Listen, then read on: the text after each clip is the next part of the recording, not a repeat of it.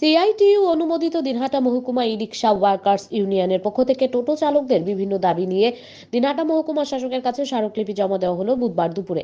দাবিগুলো হলো, টোটো চালকদের ওপর পুলিশের হয়রানি বন্ধ করতে হবে, টোটো চালকদের জন্য নির্দিষ্ট স্ট্যান্ড ও রুট তৈরি করতে হবে, টোটো চালকের শ্রম দপ্তর থেকে পরিচিতি পত্র দিতে হবে, টোটো চালকদের সামাজিক ও আর্থিক সুবিধা প্রদান করতে হবে।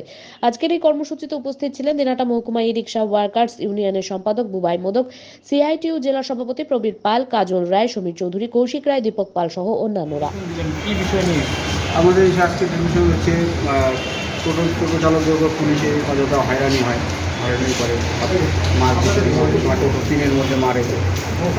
আমরা চাই নির্দিষ্ট একটা কোনো পরিকল্পনা করুক। সাইবন রোডে অনেক রোডে আছে, আমাদের রুট নাই, আমরা কোথায় যাবো না।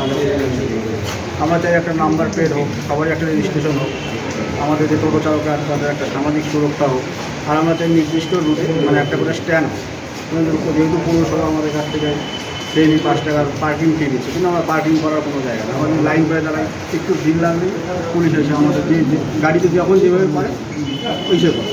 তো আমাদের একটা নির্দিষ্ট ইসে হোক, যাতে কারো গাড়ির উপর কোনো আঘাত না হয়, আর সুস্থভাবে যানজটটাও ঠিক থাকে। আমার নাম বুবাই মোদক, কি দেখতে পেয়েছেন? সম্পাদক। দিনহাটা দিনহাটা মহকুমা।